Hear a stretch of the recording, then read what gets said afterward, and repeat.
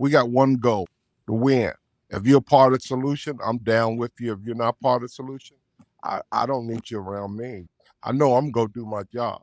It's just the fact that you better know you better do your damn job, or there's going to be some repercussions. And that's what people don't like. People don't like to be held accountable.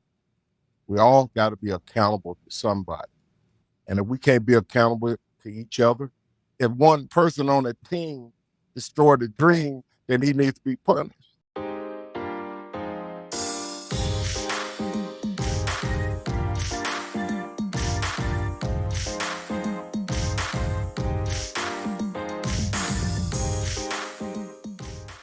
Greetings and welcome to another exhilarating episode of HOF's Hall of Famers, the podcast.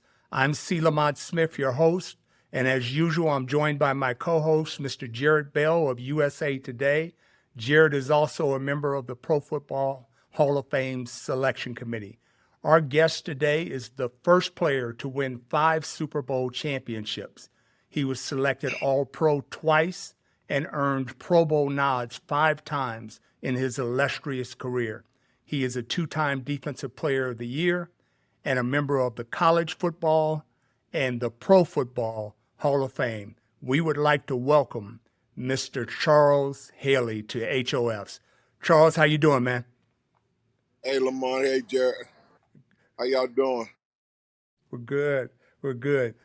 So you're in Dallas now, right? Is that home for you these days?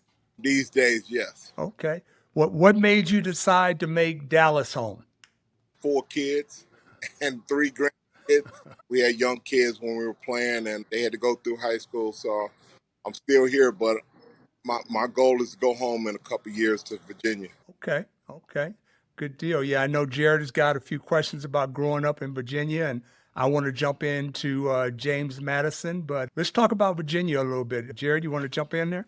Yeah. Charles is from a place called Gladys, Virginia. I'd never heard of Gladys, Virginia until I heard of Charles Haley, and I had to go to the map and look it up. But Charles, in your words, what is Gladys like, and what was it like for you growing up in Central Virginia? 2 families, most factory workers, or you worked on the farm there. Town segregated. It's still segregated, but it was just but everybody was poor, so it was a bunch of poor people that was segregated. That's probably pretty much it. And you did a lot of different jobs. I mean, your mom and your dad both worked and raised 5 boys, the Haley boys, as they were known. What was your upbringing like in terms of, like you said, being poor and not knowing what you didn't have until much later?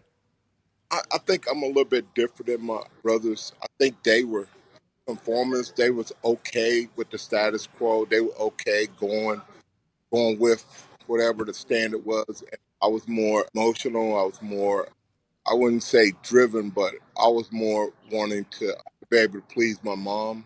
She was my best friend. And, my dad worked all the time, so we get to see him on Saturdays. And then, he worked Sunday nights. So that was the hard part of it. But you know what? We didn't miss it. My mom was man and woman. She didn't, hey, One more thing to ask you about that period of your life. Is it true that when you were growing up, you wanted to be a preacher one day, a Southern Baptist preacher? I did, because I like orators. I like people that can hold the room with words. It always amazed me. So keeping with your time in Gladys, you were not heavily recruited out of high school and you ended up going to James Madison. How did that motivate you when you ultimately got to James Madison? And why do you think you were not heavily recruited? This football stuff, I had that shit down. I didn't need to be pushed. When I got to Madison, I went down to D Hall. I didn't realize that rookie's supposed to be in the back and seniors up front. I wouldn't move. They started talking to me out my name, and they didn't realize the dog that was in front of them. And I was knocking them fools out every day for. And the coach ran me. Hey, He would make me run, and I'll go to myself, oh my God, he wants me to get endurance, run the track so fast that I'll pass out. So then he would try to, he tried, making me crab the field. And I'm going like, oh, he wants me to get low. So it didn't matter what the coach did to try to punish me for my behavior. I turned the negative into a positive. And then, you know what? I took it even further. I went at it 110%, no matter what that punishment is. I tried to, I tried to run through the fire. I would try to run through it. And then at the end, he got me. He said, you know what? He said, Charles, what am I going to do with you? And I said, Coach, I said, hey, you can break these bones, scar these hands, but you won't break my damn spirit. The next time I did something, he said, I'm going to call your mama. Hey, I was under control after that. Scared straight. My mom ain't no joke, bruh.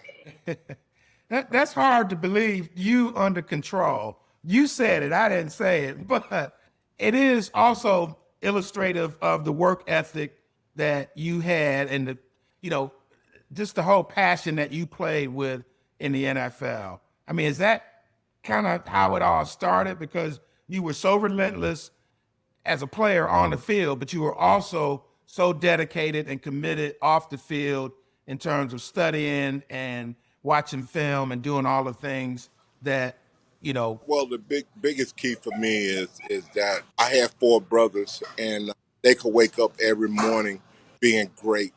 I had to really work at it. And so that's where the drive came for me because I wanted to be better than them.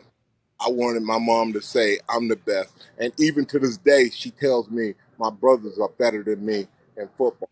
And, I don't want 5 Super Bowls. You know what? Right. 5 Super Bowls, Pro Football Hall of Fame, College Football Hall of Fame, and they still better. Oh, no, she ain't going to tell her nothing. But, like anything else, that I never thought about going to the NFL until the NFL knocked on my door. But once I got there, I balled these fists up. I stood in the middle of the locker room and I balled my fists up and I made a commitment to myself that, hey, I ain't going nowhere. And I turned around in 180. I did a 180. Turned all the way around. I wanted everybody to see me. I ain't going nowhere. Charles, is it true that the only NFL player that you knew when you came into the league was Mean Joe Green? And why was that? You are 100% correct. We were Southern Baptists and we were in church, and then one Sunday for Super Bowl, Pittsburgh were playing, and that commercial where me and Joe Green threw that kid his jersey and the kid gave him a Coke, man, that was so symbolic of what I wanted to be like when I grew up. I wanted somebody to be inspired just like I was as a kid when me and Joe Green gave that kid that jersey. So I go all the time and I hug his neck and I tell him how much I love him. I talk to his kids, whatever he wants, man. If it's in my power to do, I'll do it because he inspired me. He's a true treasure. So you get to San Francisco, and I know from being out there and covering the team that you and Ronnie Lott had a special, special relationship. How did that evolve? Why did you and Lott connect? And what was the genesis of that? Well, probably because Ronnie was probably the only one that could control me, and Ronnie was an excellent teacher. I wanted to be like him. I couldn't figure out how he could turn that switch on and off. I could not understand that. And then one day we went to a barber shop to give out shoes to kids. And this 13-year-old kid walked up to Ron and said, Mr. Lott, what makes you great? And he said, I play without fear. That was the last day I was under Ronnie's wings. Hey, I grew my own wings after that. And I started from that point on trying to be the leader that he was. And following up on that, what was it like practicing against Joe Montana and playing with Joe Montana? Well, I called Joe Pinocchio because he had a big nose. So, we had, hey, man, Joe was the greatest friend anybody could have, greatest teammate, man. I played this game, been around so many people, man. There is none, hands down, none.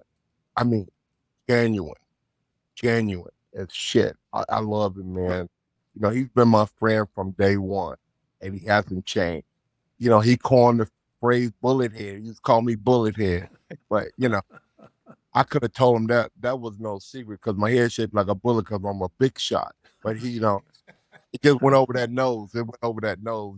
But he is incredible. I was kind of scared to practice against him because I only knew one speed. That's full speed. And sometimes when I turn the corner too fast, Joe is right there. And, it scares me a lot because, I think I ran into him maybe once or twice. I was going to ask you that. Yeah. I got reprimanded. That means go take your ass in the locker room. Right. You do not do that. Hey, you do not do it. Hey. Right. No doubt. But that was the greatest thing that really having a head coach like Bill Walsh, probably one of the other greatest things I ever had because, he didn't go up and do word magic with me. He would call me in and say, Charles, A, B, and C, and get out. And, it wasn't no sit there for an hour, get a lecture, and then walk out. What the hell? What were we talking about? So he knew how to communicate with me the best of any coach that I played with because he was very direct and open, and that meant a lot to me. If my timeline is correct, did you come in the same year that Rice came in, or were you before or after him? Jerry came in a year before me. Okay. So Right. you weren't going through any rookie hazing with Was him. Did you get hazed? Oh, no. Oh, hell yeah, I got hazed. What are you talking about? Are you crazy? They took me outside and after practice and they taped my head around, taped my hand to the goalpost and put a jock in my mouth. I'm still trying to figure out whether it was dirty or not. You know what I'm saying? Hey, they left me out there. And then I guess 30, 40 minutes, Bill Walsh looked out there and he saw me. He sent somebody out there that cut me down. They put me in like you call it a little pad room because I think coach knew I was going to retaliate to those people that put their hands on me. So I couldn't practice for a while. I had to stay in this room doing practice and things because he thought I was going to retaliate. Putting a jock in my mouth might require retaliation in that situation. Yeah, but long as they never told me it was dirty, dog. Right. They scared to tell me that. You were quite a prankster in your own right, after that rookie initiation. And you had a lot of different, relationships with teammates, some much closer, some not closer. How did you come to grips with how you related to your teammates? You talked about Joe in glowing terms and Ronnie, obviously, but not everybody was a Charles Haley fan in your locker room. How did you deal with that? Oh, I don't give a shit. Hey, we got one goal, to win, okay? If you're part of the solution, I'm down with you. If you're not part of the solution, I don't need you around me. I know I'm going to do my job. It's just the fact that you better know you better do your damn job or there's going to be some repercussions. And that's what people don't like. People don't like to be held accountable. We all got to be accountable to somebody. And if we can't be accountable to each other, because they always lied and told me team make the dream work, right? So if one person on a team destroyed the dream, then he needs to be punished. When I first went to cover the 49ers, it was 1990. You guys, Charles, were going for the 3-peat. And your reputation with the media was awful. The reporters didn't want to talk to you. You didn't want to talk to them, so on and so forth. But Ronnie Lott pulled me to the corner and he said, and I'm a new reporter on the beat, and he's like, you need to get to know Charles Haley. You need to interview Charles Haley. I said, Charles didn't want, no, you need to do that. And I don't know if you remember, Charles, but I would come to you every Thursday and try to get you to talk about the team that you guys were playing. And it was some of the best interview material that I had on a regular basis because you would break down these other teams like a coach, like a veteran player.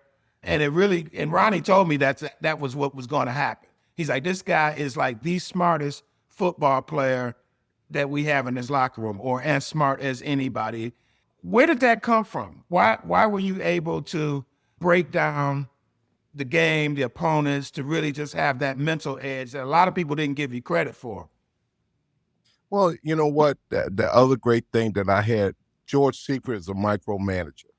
So he would get up and go over every defense by every player. So I learned to be very detailed just because of him. I steal little things from every coach, every player that I love. I steal a little bit of them and put it inside of me to help me grow as a man. But the media part I went to James Madison. We didn't have media. And then when I get to the NFL, people just writing stuff about me. They ask me a question, I say yes or no and nothing else. And then I wake up the next day, they done wrote this shit story about me and then want to come be my friend. No, that ain't working like that.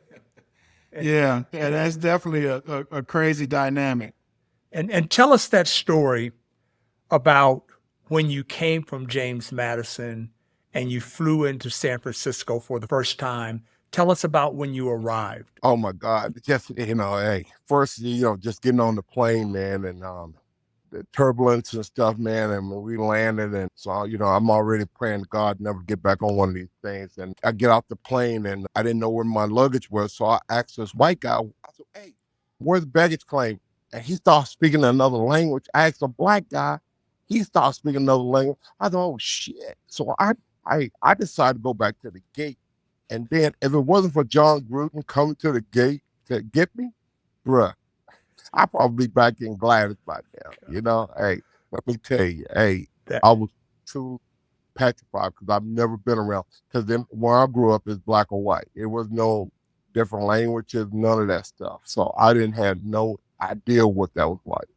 It's pretty incredible that John Gruden was the one who picked you up when you first arrived to the 49ers. And we know what happened with his career, but at that time, he was just a gopher, low man on the totem pole doing these odd jobs. What was it like to know Gruden back then? Hey man, I used to talk so much trash to Gruden, man. I call him piss boy, everything else, man, because you know what?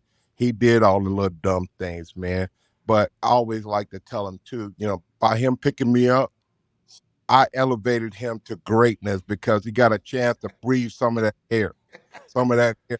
You know what I'm saying? Hey. And I told him if I'd have put a little sweat on him, he probably would have had a heart attack. Yes, indeed. There were some great characters with those 49ers and with the Cowboys too, when you go there. right. And that's actually where I want to go with this. So the two great rivalries of the 90s were the 49ers and the Cowboys. There came a time when you were traded to the Cowboys. Okay. What was your first thought about that? Having had that been your rival all these years, what went through your mind with that, and how was that when you first made that transition? Well, first of all, the Cowboys were not my rival at then. They were like 1-5-10 or something. They became the 49ers and became my rival when I went to the 49ers. It hurt me so much that they thought that I could be replaced. I could be that easily replaced. Although my action to George Seifert was, I would say that he had nothing else to do but to get rid of me at that point because the way that I felt about him and the things that I did. So I I I could understand it now, but then I just thought that they were trading me because they thought they had Tim Harris or somebody else there that could take my place. Hmm. I was going to prove to them that I'm not that easy to be replaced. Yeah, they bring in Tim Harris. Now I'm covering the team back then. It had to be insulting or a situation where they were going to try to pair you guys, one on one side, one on the other. But you didn't really have a great relationship with Harris, did you? Oh, I still have a great relationship with Tim. We used to go drinking every day after practice. Really? People always want to say that me and Tim have problems. Tim knew there could only be one, and I was that one, and he was number two. Okay. And we were good with that. Like I said, man, I have a strong personality and sometimes unyielding, but we found a way to work together and be good friends, and we still are. Sure. So you go to Dallas, and one of the things that the Cowboys wondered about when they made the deal is, why would the 49ers trade this guy? I mean, is he that disruptive of a force? What are we getting here? As it turned out, you were like the missing piece that they needed. Well, the Cowboys, hey, they wouldn't have made the trade if they was asking themselves that question. They must have got the answers. You know what? They never asked me. Nobody's ever asked me. Jerry picked me up at the airport, grabbed my luggage bag, dog, and they told me he was the Jerry only, Jones picked you up at the airport.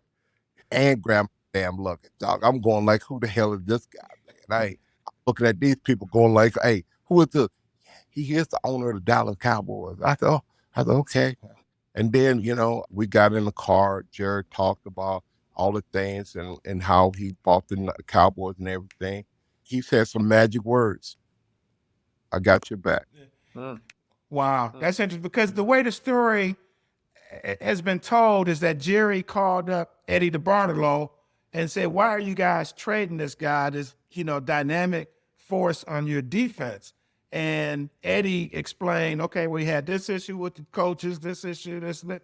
And Jerry pretty much said to Eddie, is that all? That's all, we'll take them. And that was kind of, that answer, like you said. But you got to Dallas, man, and, like I said, missing piece to a team that ends up, going and winning 3 Super Bowls. If you be honest, George Seifert wanted me to replace Ronnie and Keena and all those guys and become a leader, and I didn't want to do that. I got traded to the Cowboys, and that's exactly what I ended up being, is a leader and teaching guys how to study the game, how to see the game, and how to play the game. Presently, you enjoy relationships with both franchises, San Francisco 49ers and the Dallas Cowboys. Currently, they are 2 of the teams contending for the Super Bowl probably this year in the NFC. Talk to me about each of the teams and what you see as strengths and weaknesses in both, and do you give one the edge over the other one in terms of contending for the Super Bowl this year? I'm not going to give you the strengths and weaknesses of either team. I'll just tell you this, is that I think that it's, they're going to play each other in 2 weeks. I think it's going to be a good game. But, I'll tell you one thing is that the head coach for the 49ers, I think he's the best. He's their lightning rod. And, they got a good defense. The Cowboys got a great defense. Mike is, this is his first year trying to get this new offense going. And so you're going to always run into some issues trying to get guys to line up right, to get the quarterback communication, all these things. It takes more than a year to get that done. They only been 2 or 3 months. So that communication part for the Cowboys is probably going to be one of the things that they're going to have to overcome. It's going to hurt them early, but then they should get better as the season goes. You were a pass rusher personified. The Cowboys have a great pass rusher right now in Michael Parsons, okay? Do you see any similarities in his games? Or let's go back to the 49ers and Nick Bosa. Do you see more similarities between his game and your game? Tell me about those 2 as pass rushers. You know what? They got stats. Hey, man, I got my ass kicked every Sunday. I got 2 or 3 people hitting me. The game has changed. Most of the blocks or the things that they did when I played is illegal now.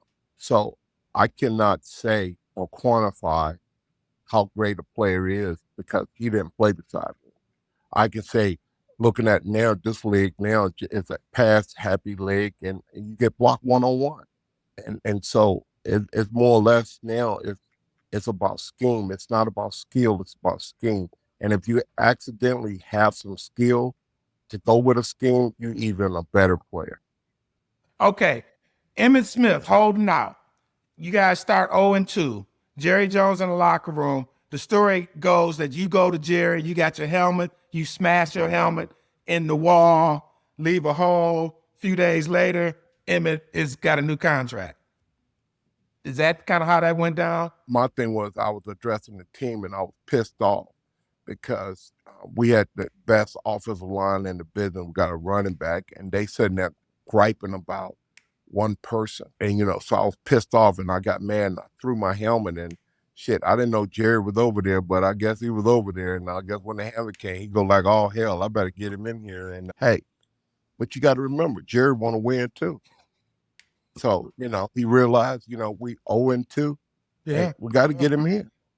I mean, that was kind of part of your persona with the passion when it came to winning and losing. And the one game that I remember towards the end of your 49ers career was when you guys lost to the Raiders and Ronnie Lott was a Raider. And, I'm outside waiting with the media to get to the locker room, and we're waiting for like 15, 20, 25 minutes. And finally, Ronnie Lott comes from the Raiders locker room dressed in nothing but a towel and comes and I had a meltdown. Consoles you or whatever. I had a meltdown. I put my hand through the wire glass door thing and I cut my arms all up. So the doctors and trainers got their hands was scared to come over there, help me. Brother bleeding to death. And they got to go across the room and get Ronnie. I could be dead by the time Ronnie got back over there. But, Ronnie came over, hugged my neck, calmed me down, and then we moved on from there. I feel you. All right. Ladies and gentlemen, that is a wrap for our show today. We want to thank Mr. Charles Haley. Hey, guys, thank y'all for this. I'm out.